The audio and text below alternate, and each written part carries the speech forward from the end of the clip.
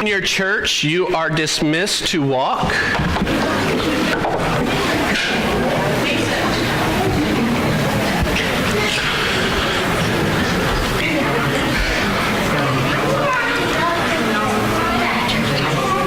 You turned 11? You turn 11 tomorrow. Do you know my microphone's on and everybody can now see and hear that you turn 11 tomorrow? We are going to be talking about a kind of a strange topic. It's one that really hits a lot of people in our culture because we're going to say a word that really irritates some people and gives a wrong idea. The world believes that if they can be free of God, they can be free to do whatever they wish. That is really what the world believes. But the Bible teaches us that we are slaves. We are slaves to something. Okay? A lot of times you're going to hear that the Bible sets you free, but yet the Bible also says we're slaves. How can we do this? The title today is Free or Slave, and the answer is yes. But let's get into, thank you, Isaiah. He's like, what? That doesn't make sense. So let's look at this. I don't know who wrote this story. I couldn't figure out who actually said this, but I take it that it's from a real minister. He said, when my oldest son was about 3 years old, I was outside doing some yard work one afternoon, and I told Kevin, I took him outside to play, and while I was trimming hedges, I was holding his hands, knelt down, and said to each other, and he got right in his face, and he said slowly and carefully, he said these, now Kevin, you can play out here in the front yard. You can go next door and play in your friend's front yard. You can ride your big wheel up and down the driveway. You can go in the back and play with the dog or on your swing. You can even go back inside and watch television. You can even stay here and help me trim the hedges. These are things you have permission to do. But you cannot go into the street. It is very dangerous. You cannot play in the street. Do you understand me? And he said, my 3-year-old said, yes, Daddy. So he let go of his son's hand, and this little 3-year-old ran to the curb, put one foot in the street, turned to his father with the look on his face that almost said, foolish mortal. Why would that little boy do that? Why, after being told lovingly, not mean, but lovingly saying, here, you can do all these things? Why? The same reason he does it is so many people today. They want to be free to do things their own way. They want to be free to live by their own rules. They want to be free to be the ones who make the final decisions on what they think is right or wrong. And yet the reality is all of us at some point run to that street that leads us into sin and looks back at God the Father like, you don't know what you're talking about. We do the same thing. We reject the authority of the Father. Lies at the very heart of the conflict between man and God. We reject him. See, God created us to love. He created to love us and to be loved by him. He wants to supply us with all kinds of blessings. People, kids, for those of you still in here, you need to know this. Parents don't have kids just to do the dishes. It's a bonus. Okay? But that isn't the purpose. We don't have kids so that we can be mean to them. We have kids because we want to love on them. We want to give them stuff. We want to see them prosper. And that is born in us because of God, the Father who created us. And God has something very specific for us. It's written in Jeremiah 29, verse 11, a verse that most of us know. For I, and this is God speaking, for I know the plans I have for you, declares the Lord. Plans to prosper you, not to harm you. Plans to give you hope and a future. Plans that keep you out of the street and in safety so you can grow. But man too often looks at the Heavenly Father, knows that he's only promising, but sees only restrictions. We look at the front yard in all the glory. We see the friend next door. We see the dog in the swing. We even see the safety inside. But all we hear is, don't go there. Don't touch the wet paint. And so we go away from him. We see restrictions. And restrictions are meant to be good, to keep from harm, because those restrictions look past what we are able to see at that moment. Restrictions do not keep you from freedom. They give you the freedom within those boundaries. But all we see at those times are restrictions.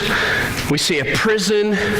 We see something keeping us down. To get God's best, we need to realize we have to let God's authority wash over us and control us. How many of you like being controlled? Nobody raised their hands. Raise your hands. Look, nobody wanted to be controlled there either. See, we don't like to be controlled. We want to be free from authority so we can be free to do what we want. Don't you tell me, loudmouth preacher, what to do. We're all in this together in this. When we talk about being slaves, most people go back to the slave trades of early America. We think that when the Bible is talking about slaves, we're talking about unfair treatment, and we're punished and whipping them, and who cares about the value of life? That is not the biblical definition of slaves. Okay, the biblical definition of slave is when you are in the New Testament times or Old Testament times, you volunteered to become a slave, to work off a debt, to gain extra money or passageways. It was a basically a job. And so when you became the slave, the employee of that, the boss, the master told you what to do. And guess what? You did it. Otherwise, you didn't earn what you were trying to work for. It's a great system. We need more people to do this today, don't we? Okay, so when we talk about slavery in this text, when we're talking about it, we are not supposed to be thinking of that horrible form of slavery that mankind twisted, but go back to the biblical way of I volunteer to put myself under your authority so that I can reap the benefits that you are pouring out to those underneath you. Whether it's financial gain, freedom, passageway, or whatever it is not demeaning. Okay, so when I say slaves, do not go to the negative, go to the biblical. I've talked to people who've gone to secular colleges and who have worked out in the world and studied under philosophy professors these professors went out of their way to undermine the biblical and Christian morality because they reject all authority other than their own. They make fun of students who stand up for their faith. They belittle biblical morality and declare that there are no absolute morals. There are no moral absolutes. They're absolutely positive there are no absolutes. Did you get the irony there? And they really push this. Can you sense the absurdity in that? I believe that those professors don't really believe what they're teaching.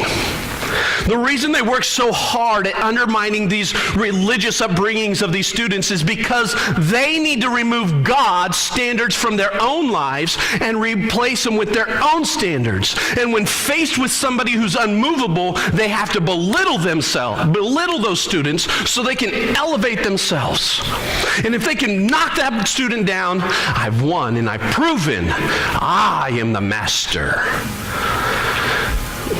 And it's not just in the secular world. It even falls within our own homes. It falls within our churches.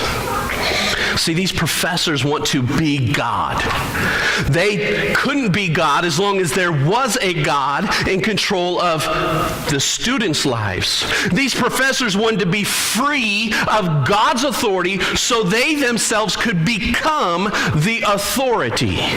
We have so many people talking about who has authority and who has the rights and who is in charge. John 8 tells us, in John 8 verse 31 and 32, Jesus said to the people who believed in him, who believed in Christians, okay? So he's talking about Christians. You are truly disciples, my disciples, if you remain faithful. He didn't say if you go to church. He didn't say you are truly my disciples if you look nice and have good standards.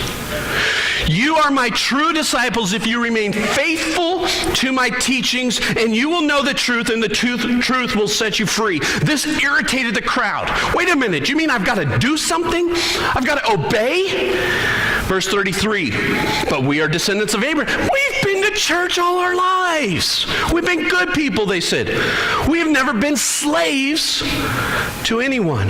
What do you mean you will be set free? The Jews were saying, we don't want your freedom. No one has authority over us. We're already free. We're not slaves to anybody. But look what Jesus replied. Jesus replied, I tell you the truth. Everyone who sins is a slave of sin. If you have ever sinned in your life, you are a slave to that sin because it has control and mastery over you. It directs your path. It tells you where you are going. You cannot control sin. If you could, you never would have sinned. And since you sinned, you proved it has control over you.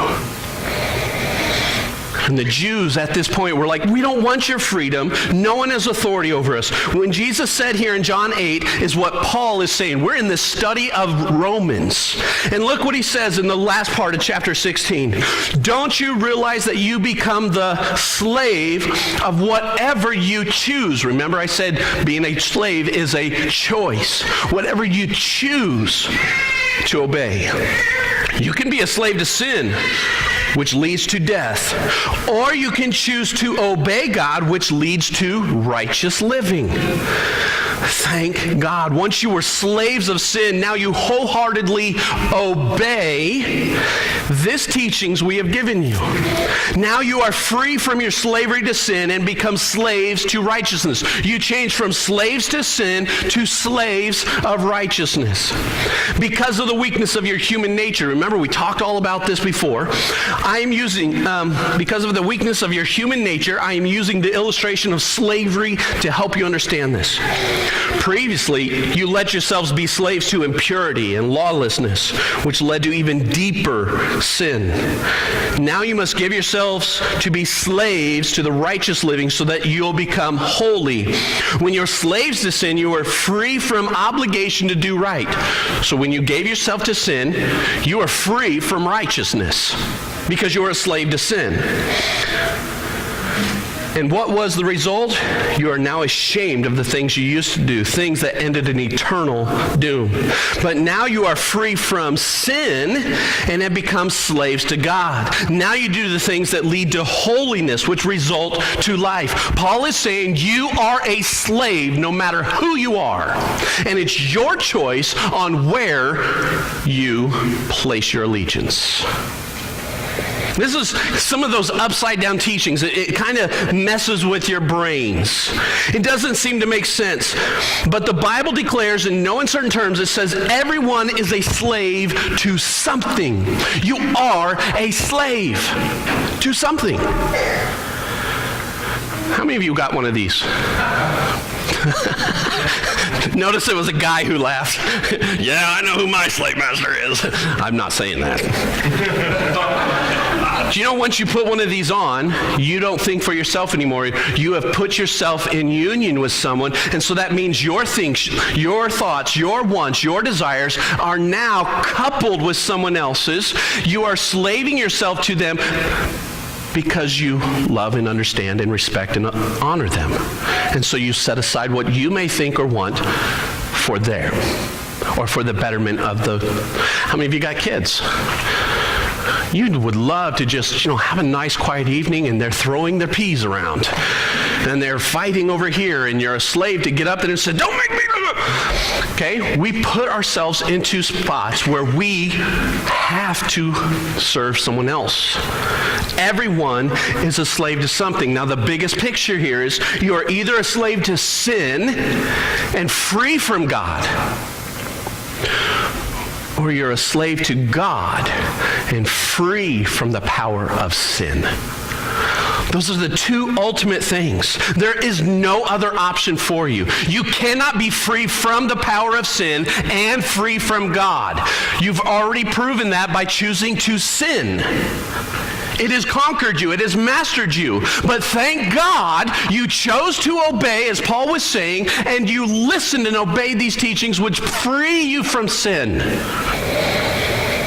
Despite what the philosophy professors believe, the opposite of being a slave to God is not freedom to live as you want. If you free yourself from obeying God, you will be a slave to sin. I have said this, I think, 7 times now.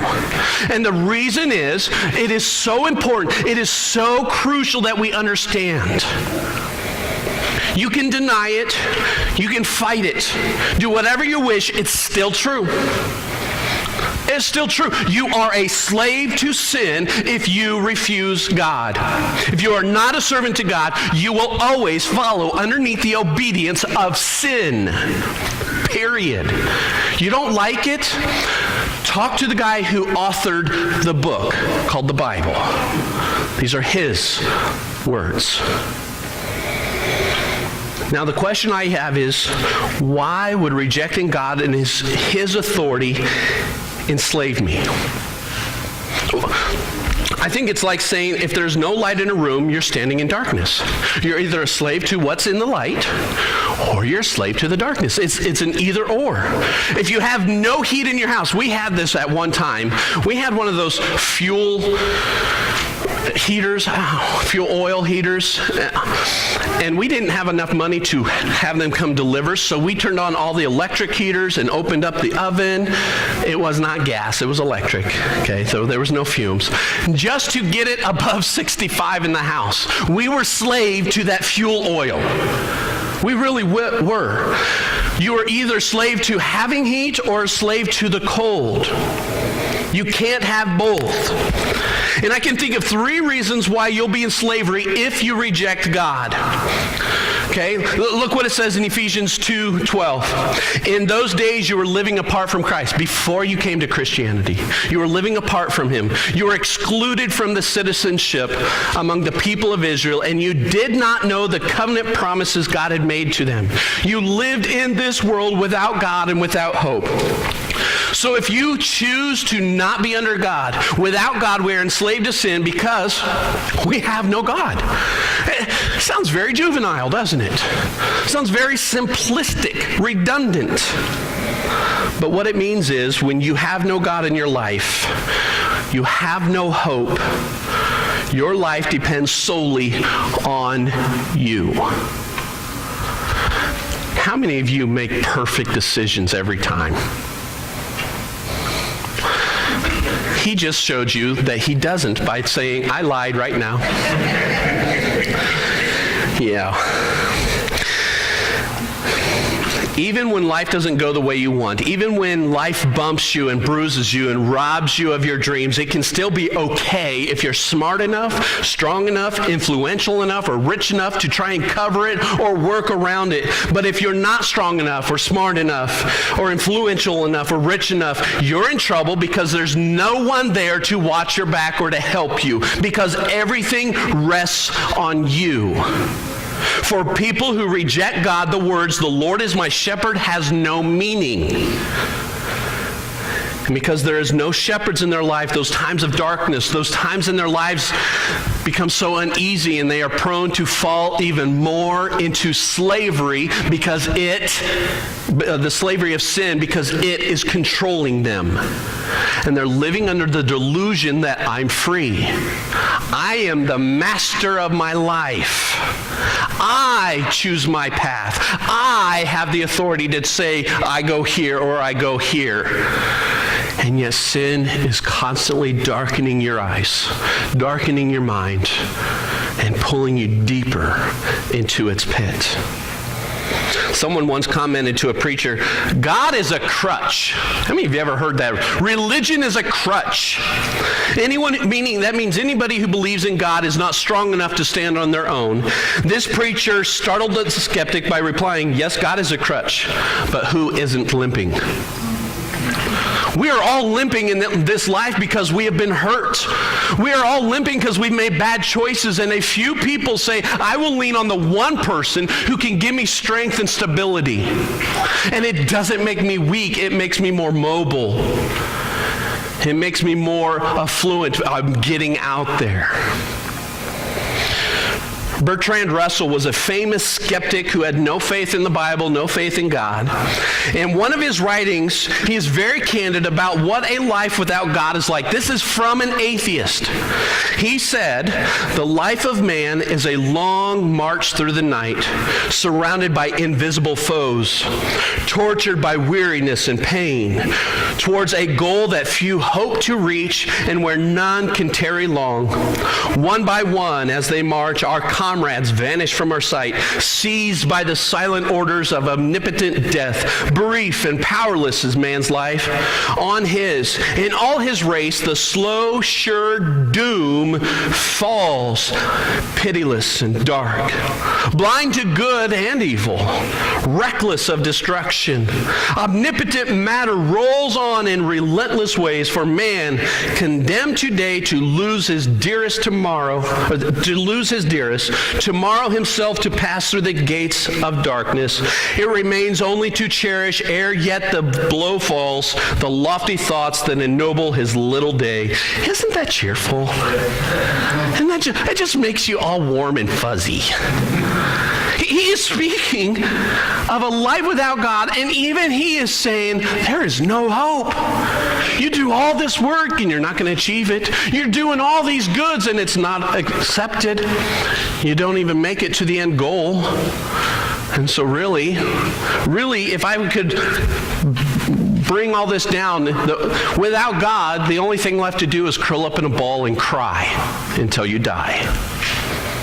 That's really, if I was going to summarize that, that's what life is without God. When you try to free yourself from Him, that's what you slave yourself to, a life without Him. And that means no hope or growth or future. There is no good shepherd to guide us through the valley of shadows of death and darkness. There is no hope. Secondly, people who reject God are enslaved to sin because they have no reason to live. We just read what the atheist says. Why live? Why do anything? It's futile.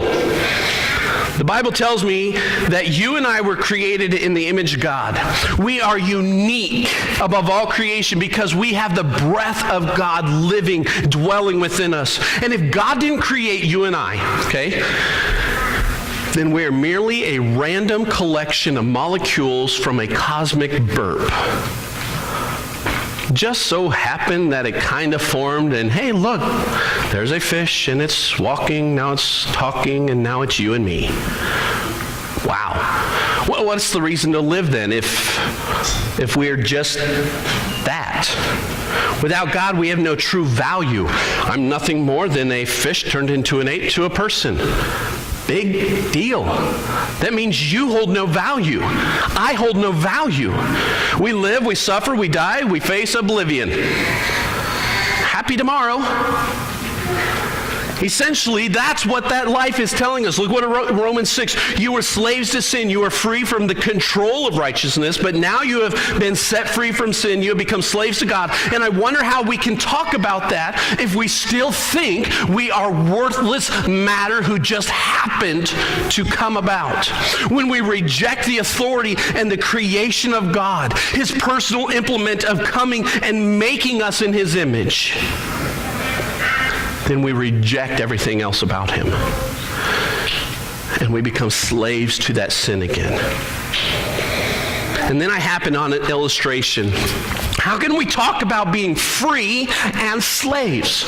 Because it just doesn't work right. How do we do this? And I came across this illustration and I read it, and then I watched a video on a preacher who did. This is not my own illustration. If you really liked it, give me the credit, not the other guys I stole it from. Okay, so I've had some people saying, what's underneath the blanket? This is not here for decoration. This here is a great analogy of free or slave. This truck door is free. It is free from the truck. I went down to Jeff's across the tracks there and got this. He gave it to me. It's free. It is not a slave to the truck. You know what? When the truck goes somewhere, it doesn't go anymore. You know what? I can't even roll the window down because it's free. I can look behind me. It doesn't open.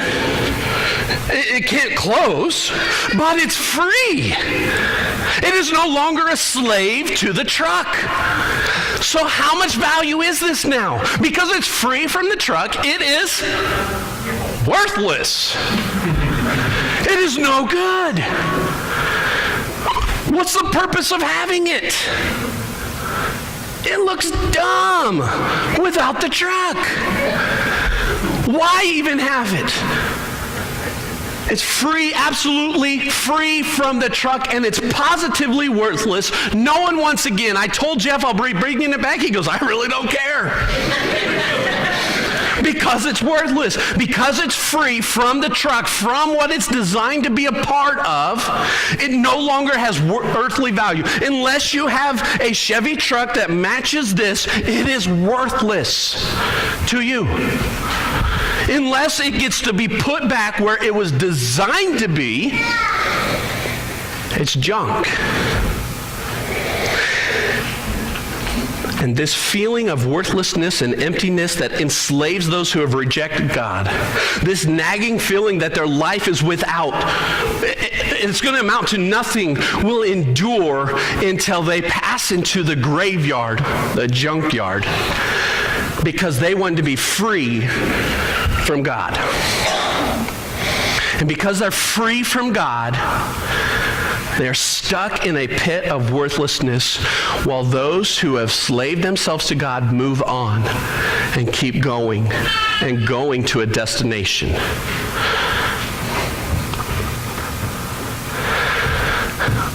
How many of you ever tried to pick up a door, a vehicle door?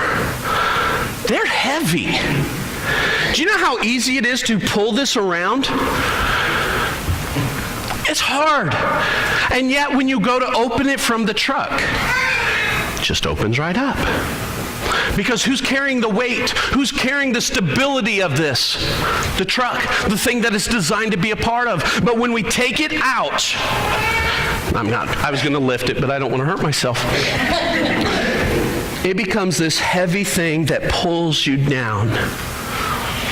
And it stops you from getting the blessings. When we have no God, when we choose to distance ourselves, free ourselves from God, we have no hope. We are enslaved to a life without Him. And without God, they're held captive to their sins. That's the third thing. Those who demand to be free from God are enslaved, and they're held captive by their sin. John 8:34, Jesus said, I tell you the truth, everyone who sins is a slave to sin. Not only does sin control the lives of people who have no God, sin condemns you. Why is it when you go into the kitchen and you see the cookie jar, the lid's messed up, and you see crumbs, and then there's the little kid sitting over there doing this, and you say, what do you have in your mouth? Nothing. Why is that? Why do they know instinctively, I shouldn't be eating this, I gotta hide it? Because they know there's an absolute truth somewhere. And they're fighting against it in their own lives. And we do the same thing when God says, why did you lie? Why did you look at that? Why did you say that? Why did you? And we try to hide it, and no, I'm not a slave to you.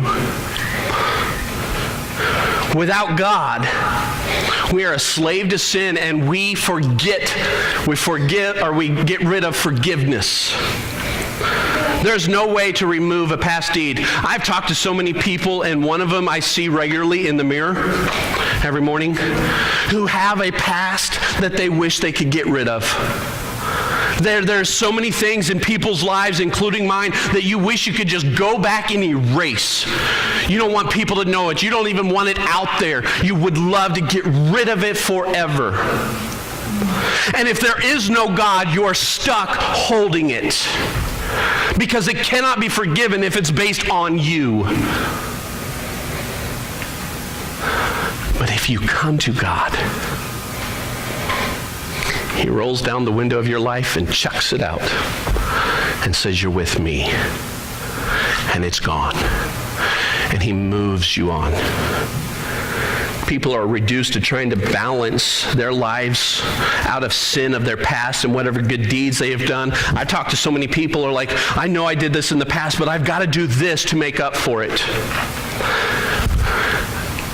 I have a little issue. When I was younger, I liked my car, and I didn't like it under the speed limit. I liked going fast. And there was this one time I was with my brother-in-law, and we were on our way home, and he's like, how fast does this car go? I'm like, I don't know, let's find out. And so I buried it, and we're going, and it gets up there, and all of a sudden these flashes of my wife and my daughter at home having to be told their husband and father died in a car crash because he was going too fast, just started flashing in my head, and I hit the brakes. My brother, what you doing? He still had more. I'm like, no, I can't. And from that point on, it has bugged me to speed because I keep seeing those images that I really believe God gave me. And here's how bad sometimes it is. If I look down and I see I'm doing 60, I drop down to 50, just to make up for it. Does it make up for it? Absolutely not. And you need to know that as silly as it is for me to think I'll just make up for it by slowing down, it is just as silly for you to think, well, I'll do these 3 or 4 good acts to help replace that bad act. I'll keep doing this. I'll make sure I do this so that this gets overlooked. It doesn't work that way. The cop's not going to pull me over and say, well, I saw you doing 60, but since you did 5 miles under for the last 3 miles, we're going to call it good. That's not how it works. Too often we try to undo our own past, but you can't. At odd moments, their sins crowd into their minds and remind you and me of their shame. And the worst of it is, if you've sinned too much for them to reasonably think they can work it off, the chains of slavery drag you down into a private dungeon of hell that Satan has put within your own mind. I've talked to many people, including one in the mirror, who hates that pit that Satan loves to pull you down. He chains you, he slaves you to sin, and he wants to pull you down into it. And we try to do everything we can to get rid of it. We try to push the chains off, and you know what? You can't. You've already proven that by choosing to sin. This is chained to one spot because it removed itself. In ancient Rome, the Romans developed a particularly horrible way to deal with murderers. They would take the murderer and tie him face to face with his victim, the dead person. And he would live bound to the rotting corpse of his victim until he himself had died. And you got to remember, he's not just sitting in a room. He's got to go get something to eat. He's got to go use the restroom. He's got to go do his work. And this whole time, tied to his face, is the face of the one he killed. And as disease and bacteria are taking over that victim, it invades into him. And this is very gross, isn't it? I saw so many of you doing that. Without forgiveness of sin, that's what we're doing. We are chained to the corpse of death. And no matter what we do, it follows us unless we let go of being a slave to sin and grab onto being a slave to God, who is the only one who can remove those chains. And then he wraps you with his arms. He removes you from the death and the stench and the rotting, and he gives you life. Unless you allow God to free you from the horrible curse, that's where you're stuck. But you have to choose which one is going to be your master. You have to choose which one you subjugate yourself to. And here's where all this comparing and contrasting, we talked about how there was Adam and Jesus, and he compared them. And all this comparing and contrasting, we looked at Adam and Jesus. We saw how Adam brought about the sin. And so can we sin more so we can keep getting the grace that Adam brought us? Well, how ridiculous is that?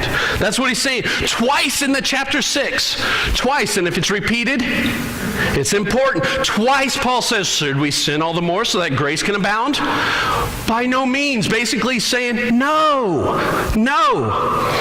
And if it's repeated, so Paul is going around the full idea. He's coming full circle, trying to make anyone, understand. The Bible tells us Jesus came to die for us, to remove us from the slavery of sin so that we can choose to be in him. But it's a choice. When you come into him, you are placing yourself under his authority. You are placing yourself under his judgment. You're placing him in command. This isn't, I want to feel good. This is, you tell me where to go, God. You direct my path. You tell me what to say, because everything else is sin, and I don't want to be pulled in the depths anymore. I will do what you say and you alone. Look how he started. Remember, the Bible tells us Jesus died for our sins to pull us from the beginning of this chapter. It's full circle. What shall we say then? Shall we go on sinning that grace may increase? By no means. We are those who have died to sin. How can we live in it any longer? If you're dead, you're tied. You can't be tied to that corpse anymore. Don't you know all of us who were baptized into Christ Jesus were baptized in his death? We were therefore buried with him through baptism into death, in order that just as Christ was raised from the dead through the glory of the Father, we too can live a new life. It's full circle. You either choose Adam's style of living, or you choose the style of Jesus. And if you choose Jesus, you are buried with him just like him. And just like him, you are raised to death through the power of him, not the power of you, not the power of me, but the power of God. So we can live a new life. Verse 5, for if we have been united with him in his death, like his, we will certainly also be united with him in a resurrection like his. For we know our old self was crucified with him, so that the body ruled by sin, slaved by sin, might be done away with, so we should no longer be slaves to sin. Because anyone who has died has been set free from sin. It comes full circle. And it comes down to, where do you choose? Too many times in the church, we're raised in the church, or we start coming to church for a long time, and we're like, man, yeah, I'm pretty good. I'm good. I've got it. And we forget that if we're not diligent in keeping contacted in with God the way we're designed to, we end up pulling ourselves apart, trying to look good. I'll tell you right now, this thing looks a lot better than when I first got it. It was nasty dirty. I had a lovely person. I'm not supposed to say her name, so it's my secretary. She came and cleaned it so it would look nicer for you, got all the cobwebs and spider eggs and everything off of it. At least this side. Yeah, just this side. It looks good. Still worthless.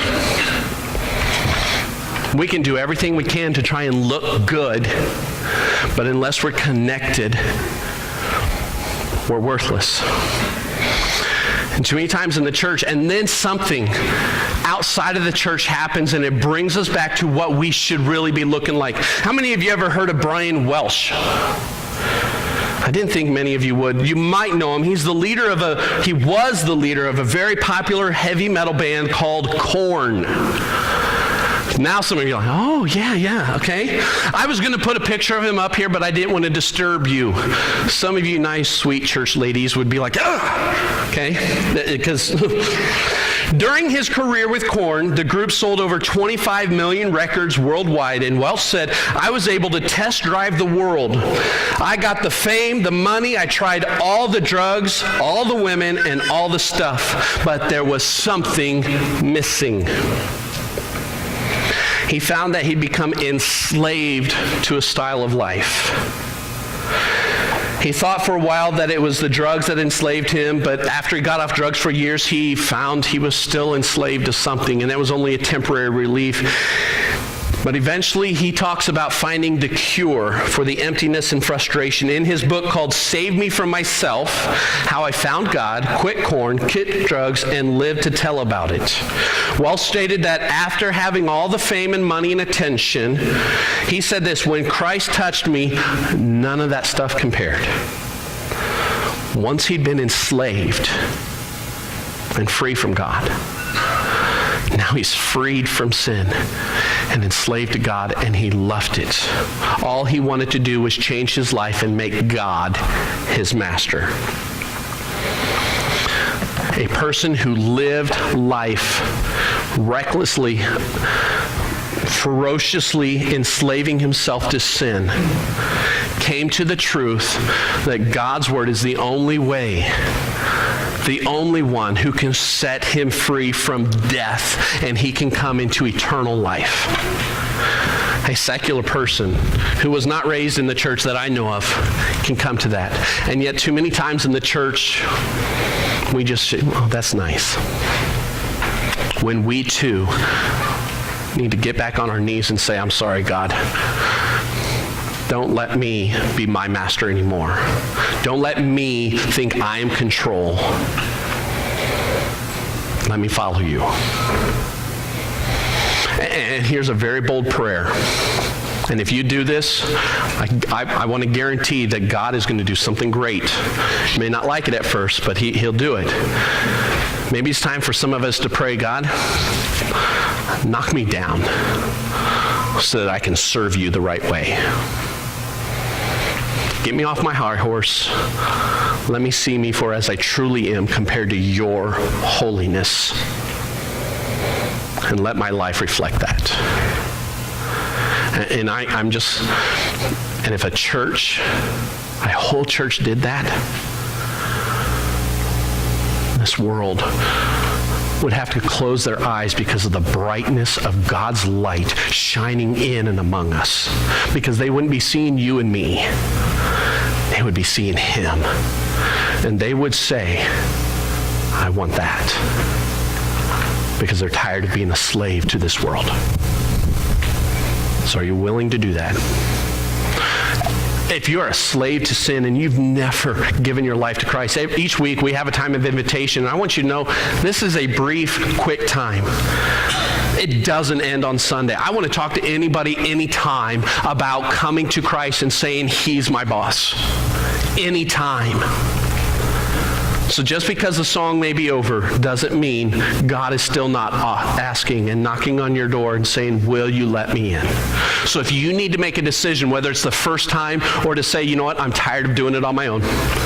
Let me get back to the way it's supposed to be and get connected so I'm not a worthless door. Will you come as we sang, or come when you can? Let's stand and let's sing.